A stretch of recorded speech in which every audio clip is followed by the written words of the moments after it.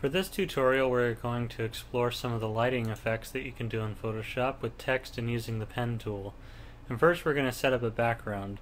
So the very first thing I'm going to do is go up to File, New, and I'm going to open up a new document, and I'm going to make it a width of 800 and a height of 600 pixels. Make sure that pixels is selected, and we're going to do 72 as your pixels per inch because that is how much a monitor can display. I'm only going to be making this for a display on a monitor, not actually to print. So I'm going to click OK, and now I have my document. Now the first thing I'm going to do is that we're going to use a gradient. So I'm going to come over here to my paint bucket, and I'm going to click and hold down the button, or I can right click and I get my gradient tool or paint bucket. I'm going to use the gradient tool. By default you're going to have the linear gradient selected, and I want to do a radial gradient. The next thing I'm going to do is come over here to this bar where I see the gradient, and I'm going to click to edit my gradient. Now it's already been set up, but yours might look something like this, where the color is white blending to black.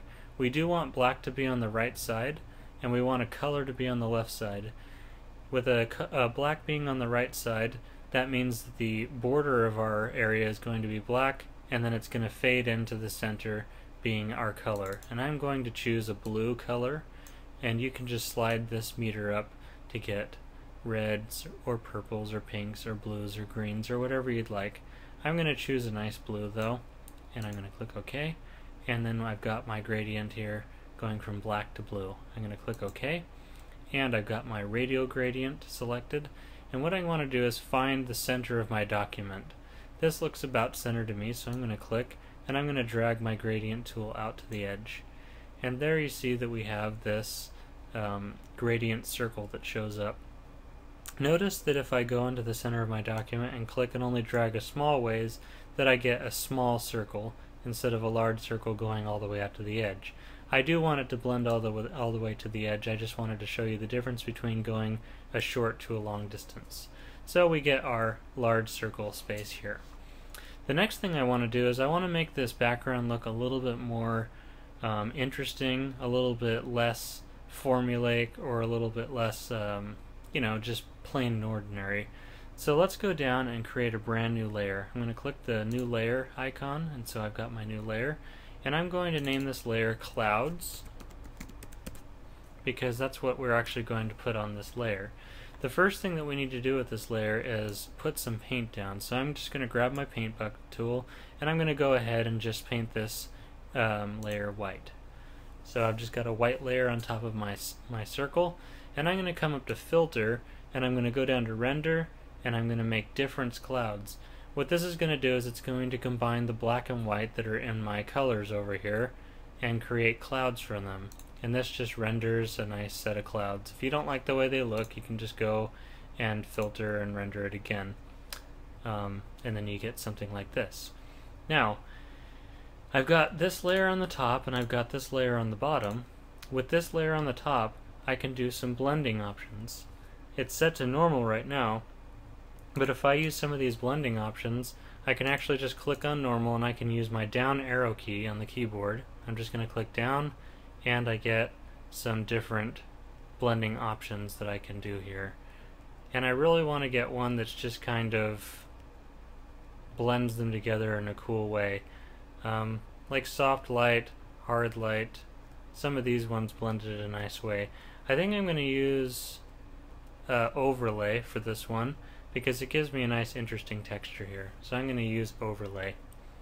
The next thing I'm going to do is I'm going to grab my text tool, so my horizontal text tool, and I'm going to click on it, and I'm going to choose a font.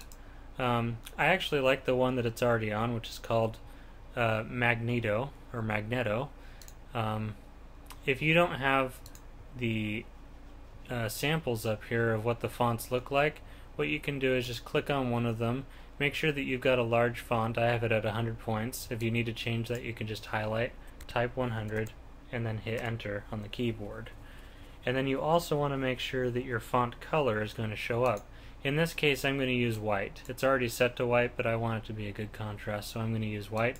Click OK, and I can click and type my text. And what I'm going to do is just type lights. And I like this font, but I'm going to show you a way that we can see the different fonts just by scrolling through them. If I come right up to my font, to my text here, and highlight it, just like in Word, I can click up at Magneto, and just make sure it's highlighted, and again I can use my arrow keys and I can scroll through some of the other fonts. I liked that other one, so I'm just going to go right back to it. I just wanted to show you what you could do with this switcher. So once I like where it is, and I kind of like where it is now, but I think I want to move it up a little bit. Notice that when my mouse is close to the text I get this I bar, but when I move it away from the text I get an arrow. That means that when I use the arrow I can click and I can drag this thing wherever I want it to go. I'm going to put it right there about top center. And then I'm going to go over here to layer 1, click, and then I've got this thing set. The next thing I'm going to do is use the pen tool, and with the pen tool I'm going to make some designs using the pen tool and the brush tool. So the first thing I want to do is create a brand new layer. So now I've got my fourth layer going, and I'm going to name this layer, double click it, and I'm just going to name it lines, because that's what I'm going to put on here. What we want to do is come over here to our pen tool. Right now I've got it on add anchor point, so all I have to do is right click and I can go to the pen tool. Before you put anything down on with the pen, make sure that paths is selected. So I have clicked on paths. I do not want shape layers to be selected like this. Shape layers is default going to be on. You want to switch to paths. It's not going to work if you don't have paths selected, so make sure that you click paths first. What I'm going to do is I'm going to click right here, and that's the starting point of my line. I'm not dragging, I just clicked once, and then I'm going to come up here and click again, and then I can even click again if I want to have a third point. So I've got a little triangle going on here. Now I'm actually going to go back to the pen tool, right click, and I'm going to choose add anchor point. With this tool I can add points to my line where I want to bend it. So I can click here, and when I click there I get 3 new dots that show up on my little line here. What I can do with these dots is I can click and I can drag them up, or I can drag it down, and it creates different effects.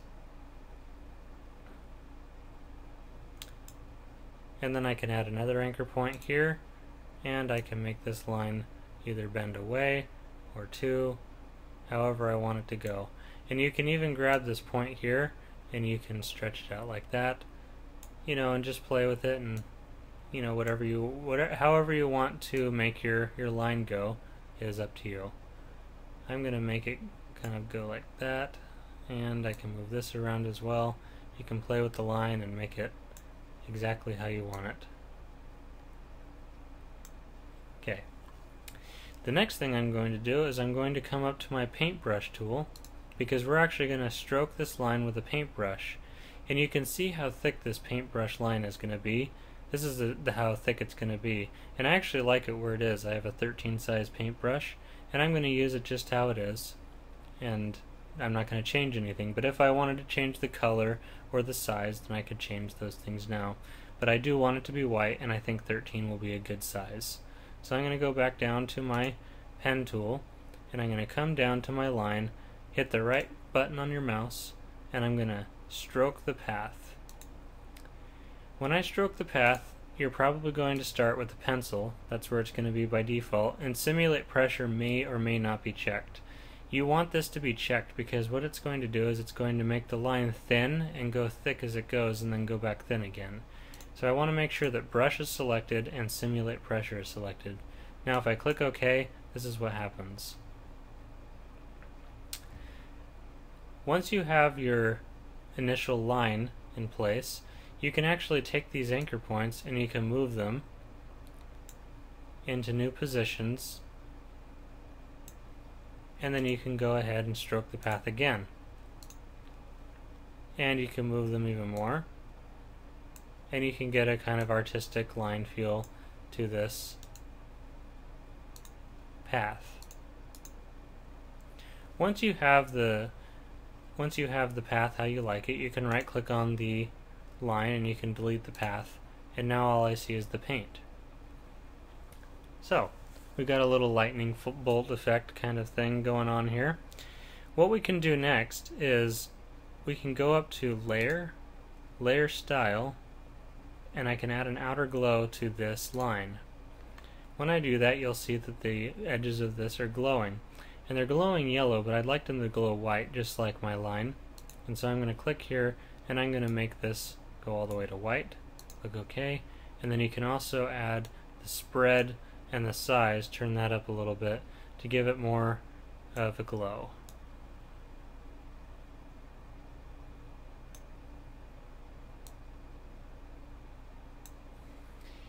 Once I like it the way it is, I'm going to click OK. And I can also come down here to my lights text, go up and do the same thing. Go to Layer Style, Outer Glow, change it to white, and I can turn up the spread and the size.